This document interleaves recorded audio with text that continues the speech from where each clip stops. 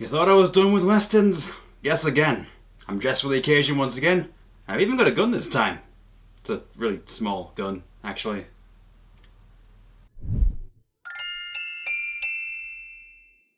What's the first thing that comes to mind when you think of LucasArts as a game company? For most people, you'd either think of Star Wars games or point-and-click adventure games like Monkey Island. But they did dip their toes in other places too, and I don't think I see these games getting enough love and attention. So let's fix that. We do need to set the scene a little bit first though. 1993, id Software releases Doom to worldwide acclaim, popularizing a whole new genre. But if you're anything like me, then you've heard this story a dozen times before, so let's skip ahead a few steps. In an attempt to capitalize on this success, many other game companies tried to follow suit with their own take on the genre, often referred to at this point in time as Doom clones. You see, even LucasArts wanted a slice of this pie, and they put together an engine called the Jedi Engine because what else would they call it? And in 1995, this engine debuted with Star Wars Dark Forces, which told the story of certified badass Kyle Katarn. You know, I really gotta talk about my boy Kyle Katarn someday. You can make a religion more powerful than the Jedi or the Sith simply by having him as the patron saint. Dark Forces was a solid and well-received shooter. I mean, how can you go wrong with Star Wars Doom? Keen to explore further while attempting to branch out from their classic point-and-click roots, 1997 then saw the release of Outlaws, a western revenge shooter starring a grizzled ex-marshal determined to avenge his wife and rescue his daughter from a cadre of villains. The most dangerous man is the one with nothing left to lose. When Outlaws murdered your wife and took your daughter, everything you had was gone. Your gut aches for blood and sweet revenge. Dying's too good for him now. Ooh, edgy. I love it. Go on. You do have to consider 1997 though. Technology for shooters was advancing fast due in no part to tech wizard John Carmack. Remember, at this time, we'd already seen the first Quake game, with Quake 2, Half-Life and even Dark Forces 2 coming out shortly after that. You even had Blood coming out that same year with all its gothic charm and glorious build engine interactivity. And of course, the dulcet tones of Caleb, as played by Stephen Waite. I live again. Nevermore. Open for business. It's now hitting me that I also need to talk about Blood at some point. The list just keeps growing.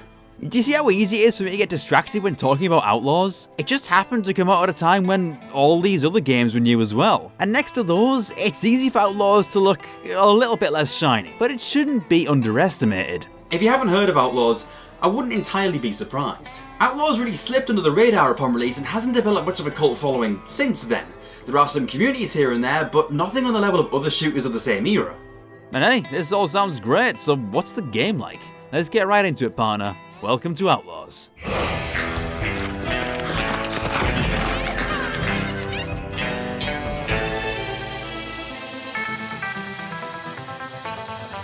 The title sequence of this game is really neat and trippy. I'm not exactly sure if it's a western with all these wacky fonts, but you know what? It's so full of energy that I'm absolutely 100% on board. You see, Outlaws utilizes animation from LucasArts' Insane engine. I don't mean it's a crazy engine or anything, it's actually called Insane, which stands for Interactive Streaming Animation Engine, and it was developed by programmer and designer Vincent Lee. This engine has a particularly distinctive style, and it was more famously used for cult classic point-and-clicks like Full Throttle and The Dig a few years prior. The game's actual story opens up with railroad tycoon Bob Graham realizing the value of some land for his own enterprising purposes. Where now there are struggling farms, I see a gleaming city rising from the parched plains. The only issue is that this land belongs to humble farmers, who aren't keen to sell off their simple lifestyle for mere riches. Driven by his lust for more land, Graham decided to send a group of outlaws to strong-arm the farmers into giving up the land, by any means necessary.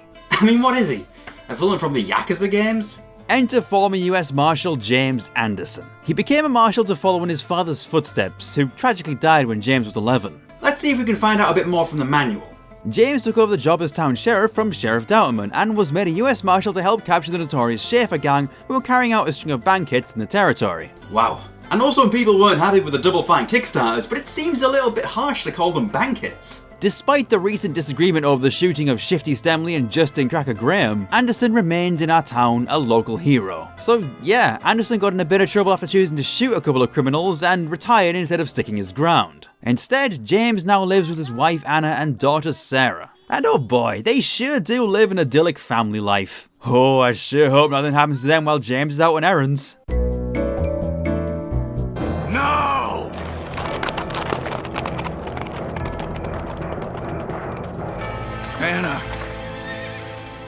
did this? Alright, yeah, let's back up for a moment. Basically, this creepy dude voiced by John Delante turns up at the house. His name is, no joke, Dr. Death. Let me enlighten you as to the benefits of reconsidering. My husband's not here right now.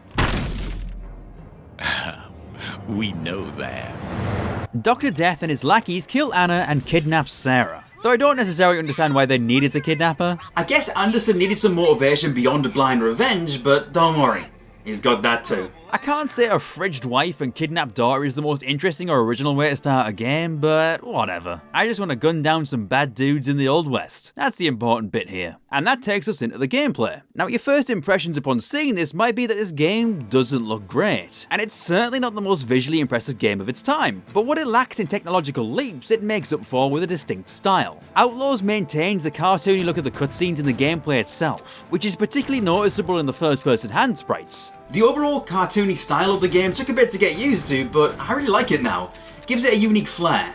Either way, let's look at how the game plays, since, you know, that's the important bit really. And I like it. Again, it took a bit of getting used to, but I like what it does with a genre that I've experienced a lot of at this point. I know my way around the shooting, and the shooting here, it's good. It's real nice actually, very punchy, and the first level, Slim's hideout, is pretty good for letting you get your bearings and figuring out how these weapons work. You start out with a pretty satisfying basic revolver, but soon find yourself a rifle as well. The core mechanics of the weapons themselves are really interesting, which gives the pacing of a shootout a different feel to, say, Doom or Quake. It's a little bit different than you might expect. When reloading your gun, you need to reload each bullet individually, and that might sound like a pain, but I'd say it adds to the experience and makes for much more frantic encounters. You need to keep on top of the bullets in your gun at all times, because if you forget to reload, you're gonna die pretty quickly. So, the quicker you can mash the reload key, the faster you'll be able to defend yourself again. Because let me tell you, these gang members are no joke. There's a variety of them, each with different guns and behaviour, each equipped to kick your ex-marshal behind into the next century.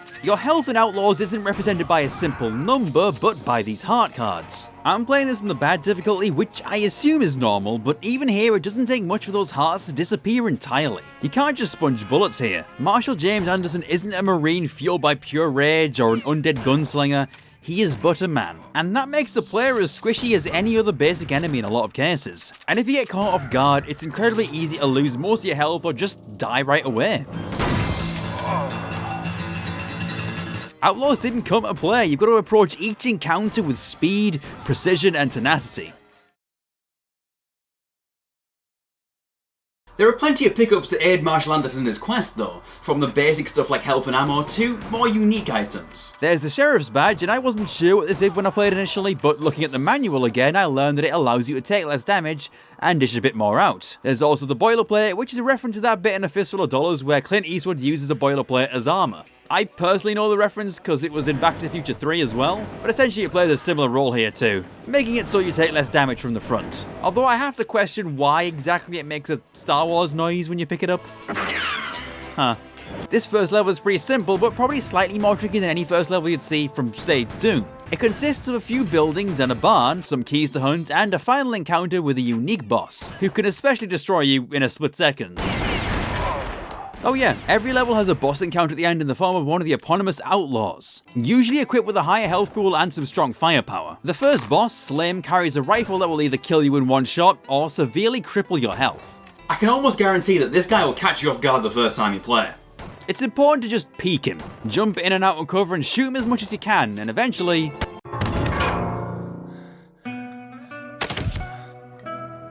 No, please, don't shoot no more. Okay, so I feel like this had to come up at some point.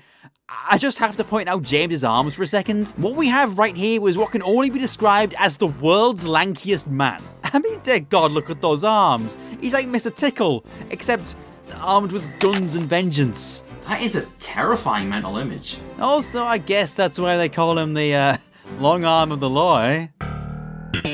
I do like that every intro and outro to level treats us to some more really nice animation. It's something that this game really has above other shooters from the same era in terms of its presentation. I'd also like to point out the use of 3D models in some of the cutscenes as well. It can be easy to spot whenever they do it, but I find the effect quite charming. This all translates mostly well to the in-game sprites too, except the cows. There's just something about these pre-rendered cows that just haunts me. Moo. The second level, Sanctuary, isn't massively different to the first. Again, it's a bunch of buildings scattered around a desert area. But what sets this one apart is the fact that it's actually a full town. And because of this, there are civilians here. So you can't just go in guns blazing and shooting everything that moves. Well, you can do that, but it would make you a dick. It's a really nice detail, but this level feels lived in, like it's an actual place. I always appreciate that kind of thing. Sanctuary's a lot more open than Slim's hideout, so the rifle is a lot more useful here. Enemies can shoot you from pretty far away, so you can pick up a scope attachment to add to the rifle as well. Apparently, this is the first time a scope actually appeared in a video game, or at least it's one of the first. So if you want, you can technically blame this game for the 2-4 battlements. It's a little weird to use this scope because it's pretty small and doesn't darken the rest of your view like other games do, but it is quite helpful in more open spaces. Also, hey look, it stands used coffins.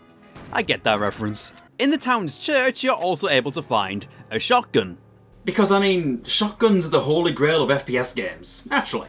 As long as it's a good shotgun, of course, and this one is fine. In fact, more than just fine, it's actually pretty damn nice. It's a single shot, so you can't fire it very quickly, but it packs enough of a punch to make up for that. I found myself using it a lot throughout my playthrough. There are also secrets to be found in each level, most offering a surplus of guns, ammo, health, or some kind of power-up. You know, the standard FPS fare. But there are other secrets offering more out there things, such as secret alien spaceships or Max from Sam & Max just running around. Sanctuary has one unique secret of its own. If you swim down the well, you can find a cave system that contains...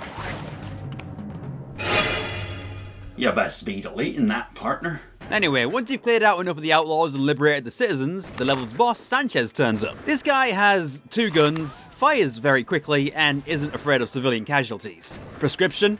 Shotgun. Good shooting, mister, but you're already too late. Oops, you missed the train. Sorry. Oh. Okay, I want that friend. All Marshal James Anderson has to do, though, is follow the damn train, so he takes off in hot pursuit with his trusty horse.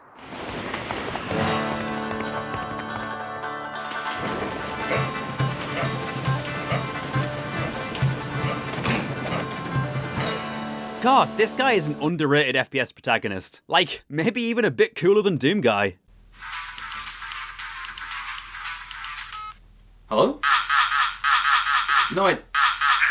No, please.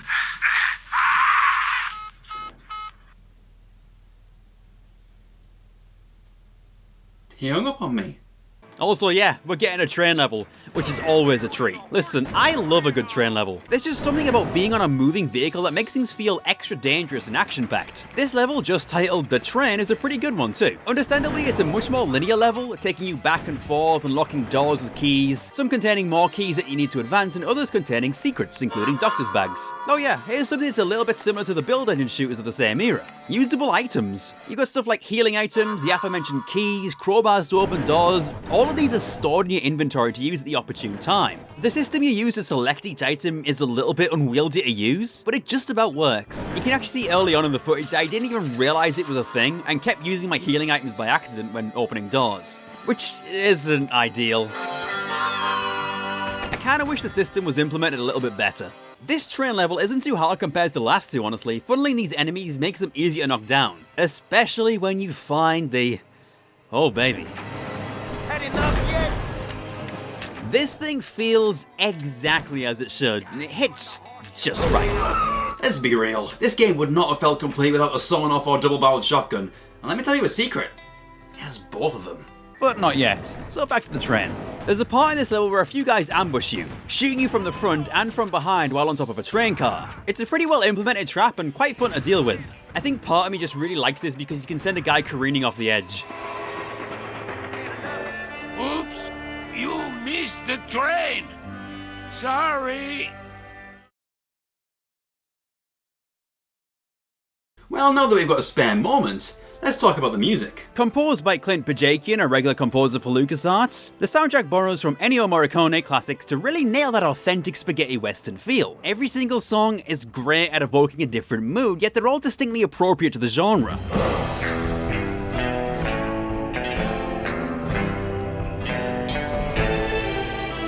And then there's the Ballad of Dr Death, which gets progressively more weird the more you listen to it. I adore it. It goes in like 5 different directions and it's completely wild. It starts off like this.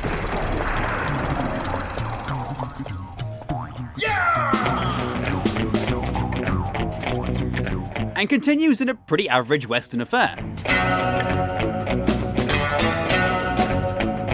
But then there's almost like a Baroque medieval bit.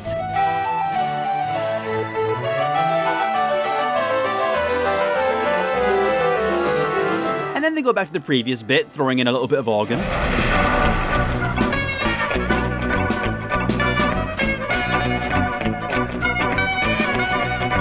And then there's a full-on drum solo bit.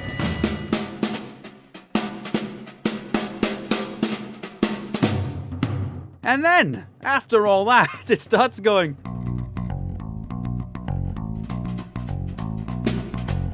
Yippee-yi-yi, yippee-yay. Yippee-yi-yi, yippee-yi-yi, yippee-yay. And after that, it finishes off slowly, like the song got tired of the several twists it just went through. I mean, I can't even blame it. This song is peppy as hell, and I cannot get enough of it.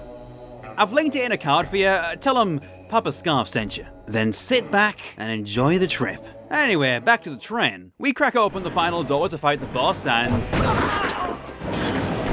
Really? One shotgun blast is all it took? This baffled me when I played this. I got so confused when he just went down, the level didn't immediately end. For a second, I legitimately thought he was a random civilian I'd just murdered. It got to the point where I actually reloaded the save because I thought I'd murdered an innocent, harmless man. So I entered the room again, and he wandered around. So I must have been right. Must have just been a random civilian. Alright then, so he's not friendly, he just sucks at his job. So this dude, Blood-Eyed Tim, is the boss of the level and he can one-shot you. You can also one-shot him. He just doesn't feel like an enemy most of the time. Is he called Blood-Eye because he acts like he's partially blind? Either way, his design breaks the established rules, so he's a bit confusing. Instead of the level ending when you kill the boss, it instead ends when you use the door at the end of the carriage. Sarah! That night, James dreams of a moment from his past when a mysterious man murdered his father. You afraid of dying, kid? This dude can't catch a break, can he? He can't even catch a break when he's sleeping either, because James is soon awoken by gunfire, taking us in at the 4th level, the River Basin. This level is even more open than before, so obviously there's a lot of rifle use here. It can act a little bit weird with the 2.5D nature of the game. I mean, I'm clearly hitting this guy, but the game just doesn't seem to be registering that. I'm not sure if this is some kind of limitation of the engine or not. I'll be honest here, this level doesn't do a lot of favors for Outlaws graphics. It's all very rudimentary and isn't far off the kind of thing you'd see in Doom, which came out 4 years beforehand. I'd like to remind you that at this point we had Duke 3D and Quake. Now I don't really want to keep comparing them to Outlaws, but it does look a little bit dated in comparison. It doesn't really help that the water is a little bit glitchy on modern systems, sometimes flashing white, but I can't really fault the game for that. I'm not exactly sure what's causing it, but it's not a huge issue by any means. One thing this level is good for is knocking enemies off ledges, because there are a lot of ledges. The scream they do is just hilarious. I think when you kill an enemy near a ledge, they're programmed to get launched off it. We saw that a bit in the train level, but it's even more noticeable here. You wouldn't catch me falling off a ledge like that though, I'm telling you now.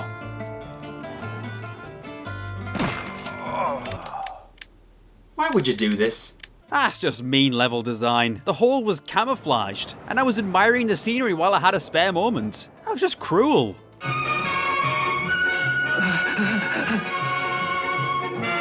He's going over that cliff! After that delightfully devilish pitfall, there's another boss encounter in a cave, but I was so far away from him that he wasn't actually able to return fire. It's gonna take more than bullets to get what you want, mister. This boss, whose name is Rattlesnake Dick Farmer, and yes, that's what the manual says, was voiced by the late Glenn Quinn, who I personally remember as Doyle from the first season of Angel. I'm only pointing this out because I'm a pretty big fan of the show, so I think it's a shame he's so underutilized in this game. Maybe there was some stuff cut, or maybe he had a voice in the level that I didn't even hear because I was sniping him from across the map. The voice cast has a few familiar faces actually. I already mentioned John Delancey as Dr. Death earlier, but there's also William Morgan Shepherd as Blood-Eyed Tim and Kath Soucie as Sarah. Come on, it right. Get the stinking hand off of me! Taking down Dick Farmer gets us to the next level, the Sawmill, introduced with this lovely gentleman here. Marshall James Anderson, once a lawman, always a lawman. boys. Did I tell you how much I hate lawmen? Oh, he seems nice. As the title suggests, this one takes place at a sawmill. I'm not necessarily the biggest fan of this one. I played through this game twice and I got lost in this level both times. There are a lot of areas that look very similar and there's a lot of hunting for switches. When you're lost in a level in this game, you're going to hear the enemies talking a lot. And oh, they love saying things. They'll say stuff like, You're outnumbered. Hope you fly better than you shoot. Where are you, Marshal? you know, if I knew where I was, you wouldn't be alive, put it that way, buddy. It can take a while, but you eventually do find all the switches and valves you need to make progress. And this is where things get really confusing.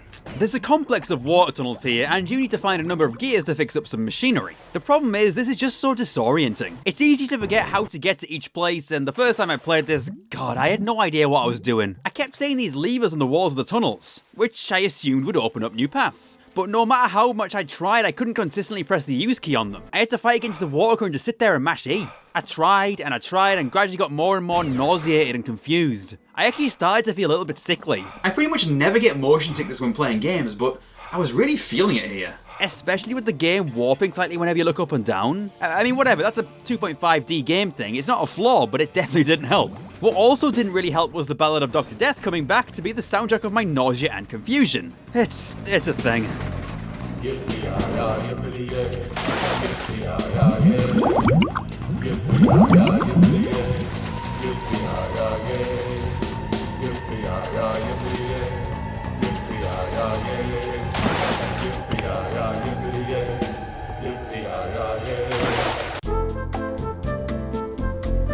Eventually, I found my way through. You see, what I found out is you actually have to shoot these switches, which would have saved me so much trouble if I'd known that. It's still confusing though. The level ends in a face-off with Henry George Bowers, the lovely gentleman we saw at the start. I can already smell your rotting corpse. Yeah, well, I can already smell my rifle.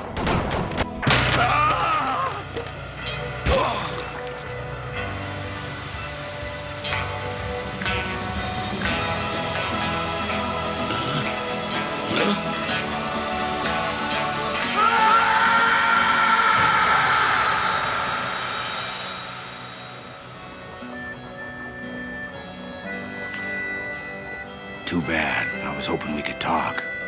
Okay, yeah. That was badass. Level 6, the Fort. I quite like this one. It's a bit more open except for the cave parts, which makes you drop into an ambush. I don't have a huge amount to say for this one. It made me feel a lot less claustrophobic than the Sawmill did. It's a nice breather. I did forget to mention that I picked up another shotgun in the last level, the double-barreled shotgun. It looks pretty similar to the sawn-off shotgun, so for a moment I actually thought it was the same gun. Not so. This is a more powerful one, though it feels a little bit more unwieldy to use. Either way, the boss of the fort, chubby Russell Sims, ate both barrels at once. The game doesn't even dignify him with a death cutscene, it just cuts to Anderson riding off on a horse and whistling. Now that's a guy who got wrecked really hard. We actually get a bit more plot here, with Bob Graham chastising Dr. Death for burning down Anderson's ranch and killing his wife, because now he's hell-bent on ending them all. It's actually good to see a villain have a bit of sense in a story like this. So, kill him! No, maybe not. Ah well. That is music to my ears. Consider it done. And I'll kill the girl. Whoa, chill out, lady, Jesus. Mary. Dr. Death is very slimy and weird, but it sounds like John Delancey's having a blast playing him. Suffer the little children to come unto me, and forbid them not, for such is the kingdom of God. Oh my god, can we just kill this creep and his child-murdering wife already? Yes, you can. Which brings us to the Iron Mine. This is another one of those levels which is just fine. Again, there are a lot of similar looking areas, but I didn't get as lost here as I did in the Sawmill. Also, at this point, I found myself mostly using the single-barreled shotgun. With the way the enemies are spread out here, it's actually more economical to use a gun that doesn't take up 2 shells per shot. It just made sense, really. In this level, you'll run into Bloody Mary Nash, the child-murdering lady, and eventually Dr. Death, who I sniped from afar without really realizing it was him. Oops. That can happen quite a bit. I kinda wish they'd had a cutscene to indicate when you'd be facing off against one of the Outlaws. It would have been a good opportunity to give them more voice lines and you wouldn't be killing them right away by accident. I mean, most of the time when you enter a room, it's just like, Anyway, I started blasting. Bah! Bah! Anyway, beating Dr. Death ends the level, and he runs away like a damn cartoon character. And I know he technically is a cartoon character given the style of the game, but yeah, you get what I'm saying. His run is goofy. He even ends up running into a pit, and getting his foot caught on a rope that prevents him from plummeting to his death, leaving him in a bit of a sticky situation. Anderson uses this to get some information from the not-so-good doctor, who, out of frustration, pushes the worst button he could possibly press. What's your wife's name? What is it? You know, I kind of liked her. She smelled sweet, that woman. Like a rose. Now, what was it the bard said? What's in a name? That which we call a rose by any other name would smell as sweet. Let me see. Anna! Yes, that's her name. And does Anna smell sweet right now? Oh, yes. Don't leave me down here! To die and to go where we know not. To lie in cold obstruction and to rot. Is that what he said? Or was it? I guess smoking really is bad for your health.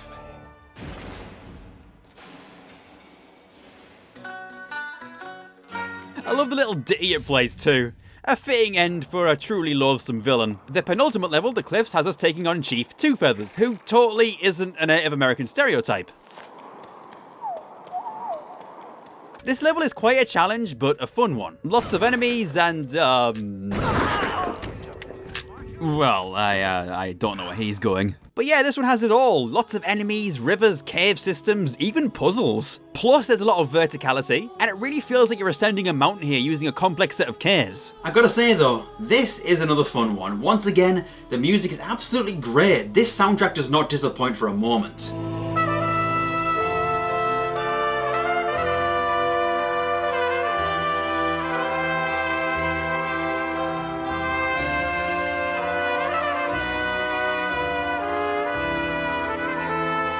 You really feel the emotion of Anderson getting closer and closer and stopping at nothing to get his daughter back. In fact, there's a thematic link with Two Feathers here, as he's a guy who made a deal with the devil to protect his family, and lost them anyway. So he urges Anderson not to repeat his mistakes.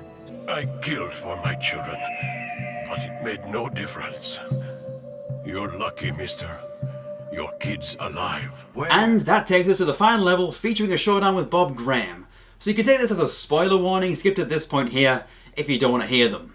While observing Bob Graham's ranch, Anderson is ambushed and knocked out. So yeah, this level's a bit more challenging because you lose all your weapons right away. And because of that, you're limited early on to just your fists and throwing knives, which, are a thing. As you advance though, you'll build your arsenal back up, and oh boy will you need it. Because this level does not let up for a second. As far as final levels go, this is a good one. You really find yourself applying all the things you've learned. Like making sure to enter rooms the right way without being blasted apart, looking for secrets to help you out, and making sure to use the right weapons at the right time, as the enemies are numerous and as tenacious as ever. Well, most of the time at least. And again, this music. I know I keep bringing it up, but it might be at its best here, even if it is even more inspired by Ennio Morricone than before.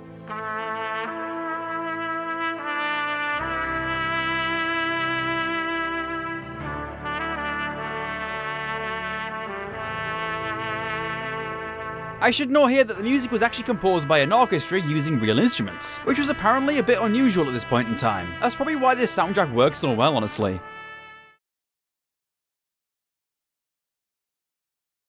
You'll probably be dying a bit more in this one as you come across ambush after ambush, but this is Marshall James Goddamn Anderson's last stand, and it absolutely feels like it, especially with the music. You fight through farmhouses and barns, not sparing any outlaw, eventually leading you to Bob Graham's manor, full of secrets, a sprawling library, and a cellar containing buckshot Bill Morgan. Needless to say, I made him live up to his nickname. Once you've explored all of the house, you'll have the key to Bob Graham's room, where you can finally take him on, and considering he's the final boss, yeah, he hits as hard as you might expect. You don't even have to peek for very long for him to jump out and just blast you into oblivion. Fortunately for me, his AI seemed to bug out at one point, and he just started staring out the window. So I decked him in the face, which was the finishing blow.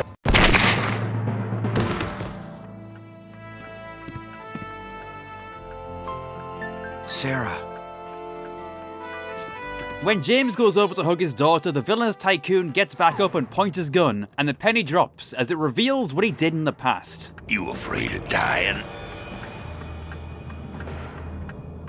It was you. Backed up against the wall, it looks like James Anderson is about to suffer the same fate as his father, at the hands of the very same man. Until...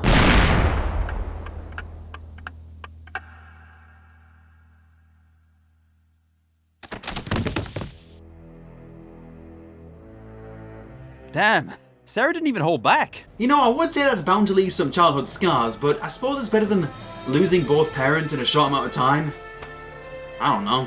All in all, it's a good ending. A bit cliche, but that's not really an issue here. James rescues Sarah, and Sarah rescues James, avenging her mother and grandfather in the process. And the two literally ride off into the sunset. Outlaws is not a long game. I mean, it's 9 levels long and it takes maybe 2 to 3 hours to complete. It's definitely worth playing through though. Something that actually hit me when I saw the game's credits is that the dialogue was written by Matthew Jacobs. That name might not mean much to you, but being a big Doctor Who nerd, it seemed familiar to me. As it turns out, Matthew Jacobs is the same guy who wrote the Doctor Who TV movie with Paul McGann, which came out a year prior to this game. And to make this even weirder, Jacobs actually visited the set of Doctor Who when he was a child. He was there because his dad was playing a character in that story. And get this, the story being filmed was The Gunfighters, which was a historical western story about Doc Holliday and the shootout at the OK Corral. It's such a bizarre coincidence that this all lined up like this. There might be some influence from that Doctor Who story in this game.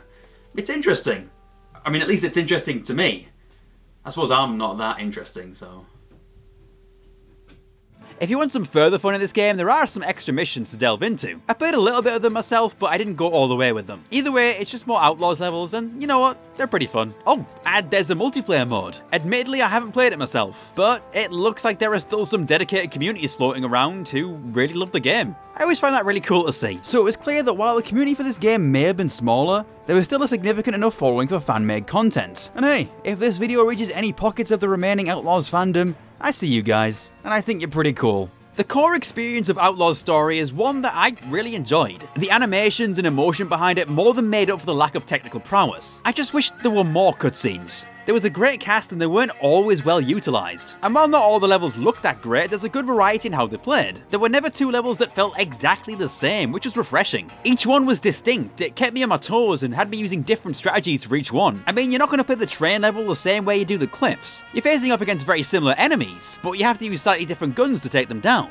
It's a little rough around the edges, but it's a nice package, and I don't think it gets anywhere near the appreciation it deserves. Especially being a LucasArts game, you'd think more people would have heard of it. It's pretty easy to get a hold of on GOG or Steam nowadays, so it's not difficult to play. But that being said, it doesn't really run that amazingly. It'd be great to get an update for this, smoothing out some of the graphical errors, and allowing you to run the game better on modern systems at higher resolutions as well. There is the XL engine, but that doesn't seem to be finished yet, and it'd be nice to get something, you know, a little bit more official. Now, if only there was a company going around and updating classic FPS games. You know, they could potentially re-release this on a whole new engine. It might smooth out some of the rougher edges and make it a really worthwhile experience. This is completely unrelated, but gosh, it sure is a nice night for a dive, isn't it?